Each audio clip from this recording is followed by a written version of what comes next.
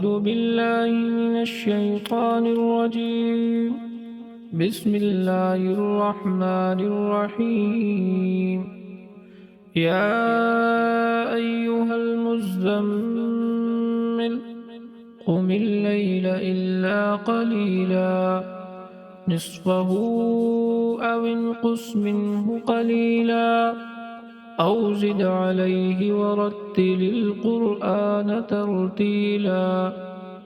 إنا سنلقي عليك قولا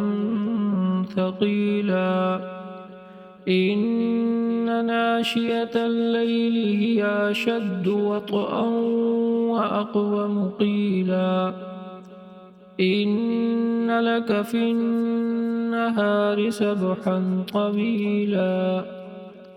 واذكر اسم ربك وتبتل إليه تبتيلا رب المشرق والمغرب لا إله إلا هو فاتخذه وكيلا واصبر على ما يقولون واهجرهم هجرا جميلا وذرني والمكذبين أولي النعمة ومهلهم قليلا إن لدينا أنكالا وجحيما وطعاما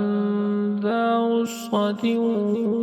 وعذابا أليما يوم ترجف الأرض والجبال وكانت الجبال كثيبا مهيلا إنا أرسلنا إليكم رسولا شاهدا عليكم كما أرسلنا إلى فرعون رسولا فعصى فرعون الرسول فأخذناه أخذا وبيلا فكيف تتقون إن كفرتم يوما يجعل الولدان شيبا السماء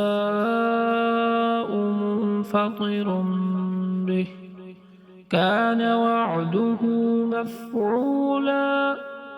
إن هذه تذكرة فمن شاء اتخذ إلى ربه سبيلا إن ربك يعلم أنك تقوم أدنى من ثلثي الليل ونصفه وثلثه والطائفة من الذين معك والله يقدر الليل والنهار علم أن لن تحصوه فتاب عليكم فاقرؤوا ما تيسر من القرآن علم أن سيكون منكم مرضى وآخرون يضربون في الأرض يبتغون من فضل الله وآخرون يقاتلون في سبيل الله فاقرؤوا ما تيسر منه وأقيموا الصلاة وآتوا الزكاة وأقرضوا الله قرضا حسنا